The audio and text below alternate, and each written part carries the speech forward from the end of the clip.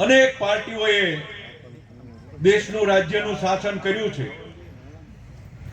મિત્રો 2014 પછી દેશના યશસ્વી પ્રધાનમંત્રી આદરણીય મોદીજીએ આ દેશના 135 કરોડની જનતાના આશીર્વાદથી જ્યારથી પ્રધાનમંત્રી તરીકેનું સુકાન સંભાળ્યું ત્યારથી દેશનો એક સામાન્ય માણસ, મજૂર હોય, ઝૂંપડીમાં રહેતો હોય, ગરીબ હોય, એમને એવું અનુભૂતિ થઈ છે કે હવે આઝાદ ભારતના ઇતિહાસમાં અમારી કેર લેવા વાળું જો કોઈ શાસન કરતું હોય તો એ ભારતીય જનતા પાર્ટીનું શાસન છે.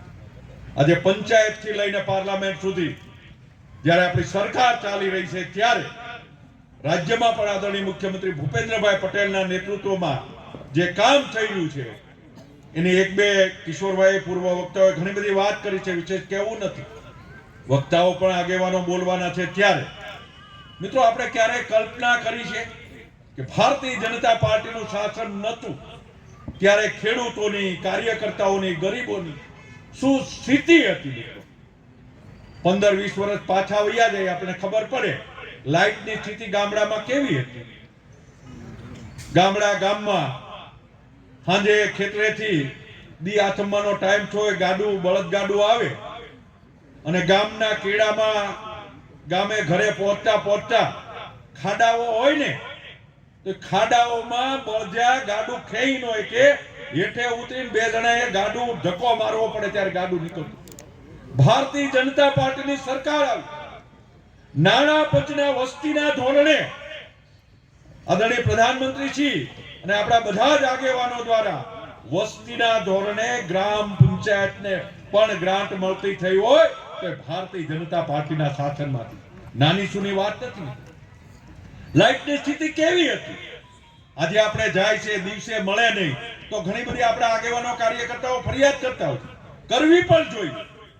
પણ 50 વર્ષ સુધી જેમણે શાસન કર્યું છે એમણે કાંઈ ગામમાં ઝીરો કોઈ કામ કર્યું નહીં. નર્મદા યોજનાની વાત કરીએ, ભૂલી જાય આપણે એમ થાય કે વાતો કરવાની, હા કરવાની. મિત્રો જ્યારે આ લાઈન નખાતી હતી ત્યારે કોંગ્રેસના આગેવાનોએ કીધું હતું કે આ ભૂંગળામાં હવા આવે તો સારું. આજે 24 વર્ષથી સૌરાષ્ટ્રની જનતા આ નર્મદાનું પાણી પી રહી છે. મિત્રો આ ભારતીય જનતા પાર્ટીને સામાન્ય માણસ, ગરીબ ખેડૂત હોય અને એટેક આવ્યો હોય, કિડની ખરાબ થઈ હોય, વાલનું ઓપરેશન હોય, જેને જીવલેણ રોગો કહીએ, સારવાર લેવા ક્યાં જતા હતા સામાન્ય માણસો? સરકારી હોસ્પિટલમાં જતા હતા. મને તમને ખબર છે, ખાટલો મળે ન મળે, લોબીમાં હોય, માણસો નીકળે, પગનું પાટું લાગતું જાય, 2-5 દિવસ સુધી તો કોઈ ડોક્ટર પૂછવા નહોતો આવતો. ભારતીય જનતા પાર્ટીની સરકાર આવી, નરેન્દ્રભાઈ મોદીનું નેતૃત્વ કર્યું, જ્યાં રિલાયન્સનું પરિવાર, ઉદ્યોગપતિઓ જ્યાં સારવાર લે એમાં ગરીબ ઘરનો માણસ, મજૂરી કરતો કામ ખેડૂત એ પ્રાઇવેટ હોસ્પિટલમાં જાય. ગુજરાતમાં 10 લાખ સુધીનું બિલ ભારતીય જનતા પાર્ટીનું કાર્ડ મળે, આયુષ્યમાન ભારતનું સરકાર ભોગવે, એ કામ ભારતીય જનતા પાર્ટીએ કર્યું છે.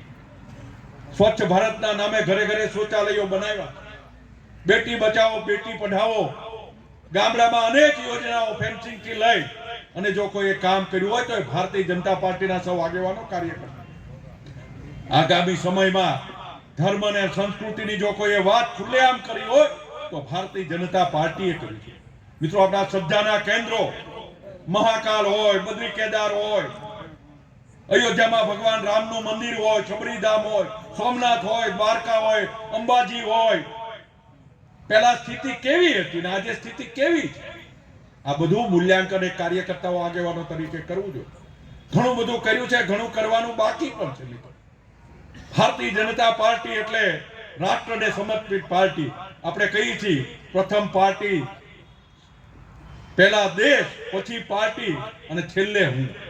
આ પ્રકારે જ્યારે આપણે કામ કરી રહ્યા છીએ ત્યારે આપણા માટે સર્વપ્રથમ દેશ છે. આગામી સમયમાં અનેક વિટંબણાઓ, અનેક લોકો, અનેક સમાજો વચ્ચે ઘર્ષણ કરાવવાના છે, ગેરસમજો ઊભી કરવાના છે. ત્યારે કાર્યકર્તા તરીકે, આગેવાન તરીકે આપણે આપણી વાત લોકો સમક્ષ મૂકીએ અને એનો સ્વીકાર કરીએ. એવા ઘણા બધા કામો, આ તો મેં તમને ગણ્યા ગયા હતા, 2-3 દાખલા દીધા.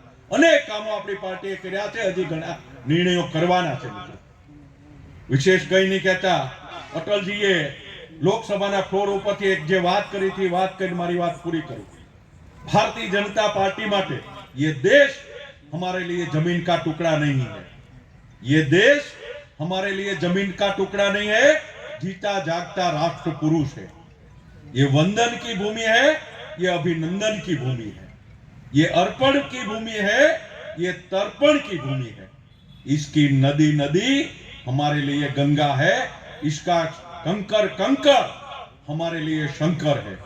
हम जिएंगे तो भी इसी देश के लिए, भारत के लिए, मरेंगे तो भी इसी देश के भारत के लिए.